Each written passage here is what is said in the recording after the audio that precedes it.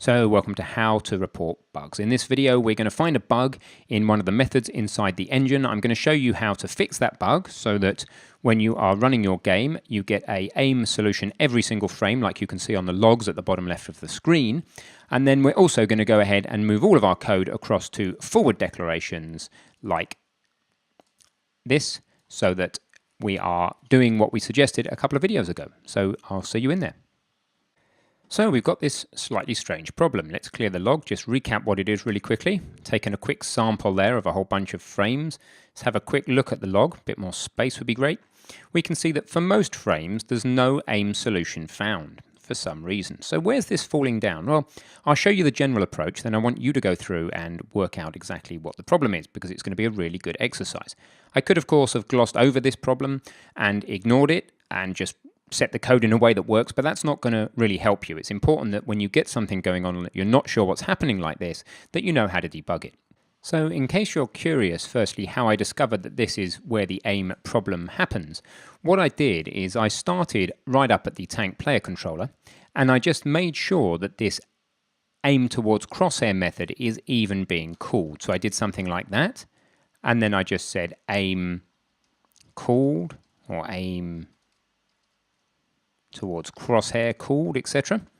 And then I did that, looked at the logs, saw that that was being called every frame, took the logs away, went down to the tank, made sure that the aim at was being called inside the tank CPP, and so on until I got down to the tank aiming component and discovered that actually the problem is that this have aim solution, this suggest projectile velocity method, is being inconsistent in returning a result or not. Now look, I'd have to own up to a mistake here, but it's not my mistake causing the problem actually.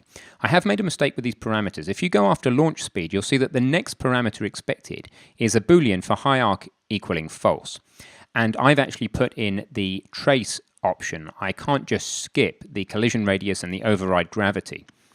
But what will actually be happening here is that this enum will just effectively return false in this case. So doing that would be the same thing.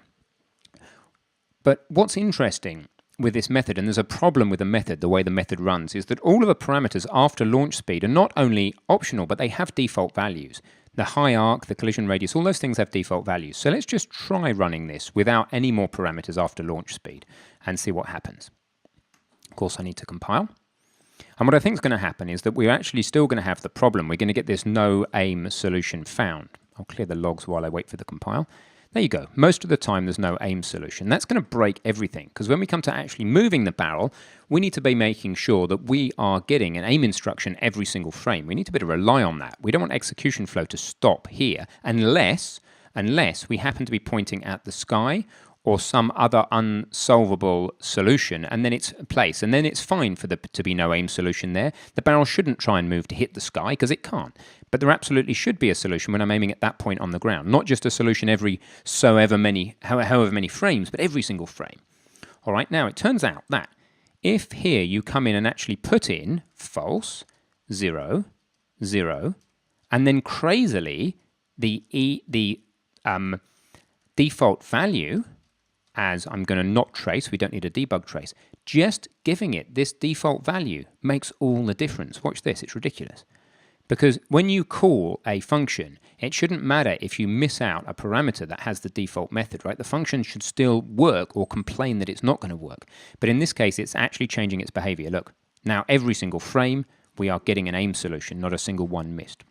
So that's what you need to be doing in your code. You need to be saying false launch speed, then false 0, 0, and then the do not trace. It's that bottom line that makes the difference. If I comment that out and recompile, it's that one that makes the difference. So let's just show that, and then I think I've rubbed the point home. Now, interestingly, I've also tried this. What have I done? I've probably left a trailing comma. Yep, there you go.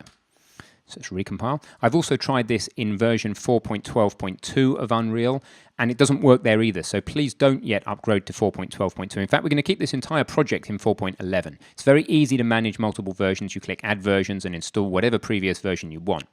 All right, I don't really care which subversion you're in particularly, but I want us to keep Building Escape in 4.10, Battle Tank in 4.11, then the next section will go up to 4.12. So the problem doesn't go away in 4.12, and I will report this bug, and I'll even show you how to report it in just a second. But let's just take a look that, there you go, the problem's back. Okay, so I must specify this parameter. And what that does is it gives us a way of giving Epic a very easy reproducible bug. What you can do for them is you can say something like comment, or comment this parameter, or even line. If you really want to be funny, you could put the comma there and do that. So you can just say comment this line to produce bug, okay? And then if they were to come along and comment this line like that, then the bug would occur. And then what you can do is you can commit your work, and then you can push it up to the internet. And once it's on the web, you can go to, let's just say GitHub, and let's just take a look, github.com Ben Tristram. Click follow, just to keep the only child in me happy. So you go and find where you have committed it to the web. Now let's just imagine that it's this commit here.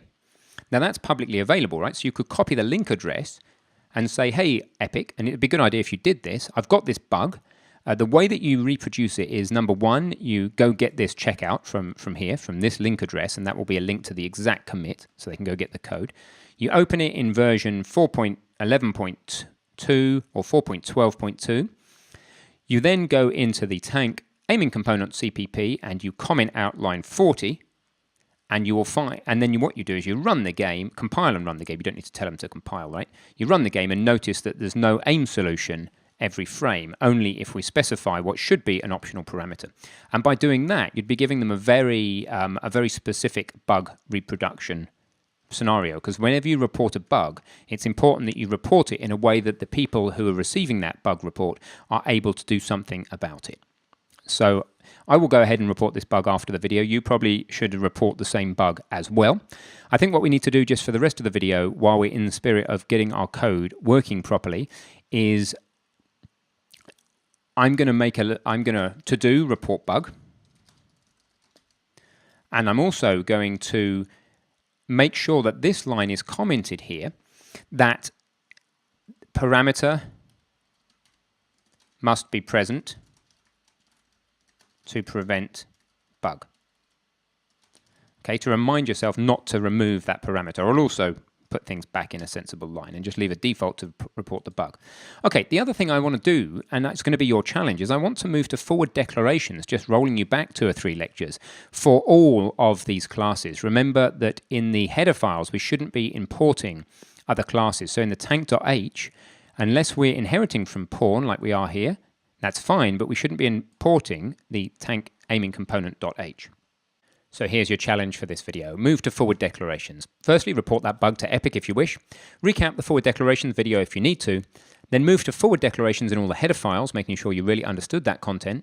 And then test your game still runs. So go ahead, pause the video, and let's move to forward declarations and generally have a look over our code right now. So welcome back. Let's do this pretty quickly. So the tank aiming component, we don't need that hash included in the tank.h, but we are going to need it in the tank.cpp. Then you ask yourself in the tank.h, why did we put tank aiming component in the first place? Well, that will be because it's used here, tank aiming component. So what we want to do is simply say class utank aiming component. I might label this section as forward declarations. Okay, and now we're getting very explicit about what's going on. Right, very cool. Let's go through all of the header files. This one is good because we need pawn, because we're inheriting from pawn and we always have it generated. Okay, AI controller. It's importing the tank, naughty naughty. That should be in the tank AI controller.cpp. So we import battle tank, we import the tank, and then we obviously include the header, its own header file. Cool. So in the AI controller header file, we say, well, why did we bother importing the tank in the first place? Because somewhere down here we have a tank, which is where we then do a forward declaration, class A tank. All right, keeps life simple. Tank aiming component, that's fine. It is an actor, so it must import actor, and the generated is normal. Let's move on. The barrel, nothing funny going on here. It is a static mesh, and it imports a generated file. Cool. Player controller, any funny business? Yes, there's a tank. So we move the tank include from the tank player controller header file over into the code file. In here, you go back to the header file. ask the question, do I really need it? You do, because we're using the type there. So then we do a forward declaration for the tank. Fast, furious, but simple. Hopefully that was simple for you. If you're not sure what the hell I was doing there, then please go back to the video on forward declarations and that will explain it. So I'm just going to compile now, make sure that this works, make sure that we get not only the game running as it was with all those forward declarations, but also that we get the aim solution every single frame, even if I let go of the mouse. Cool. So now we finally are in a position where we can use this structure to get the barrel elevating and then the turret rotating. The forward declarations, by the way, are nothing to do with that. That was just they needed doing, so I was getting them done. So that's it. See you in the next video.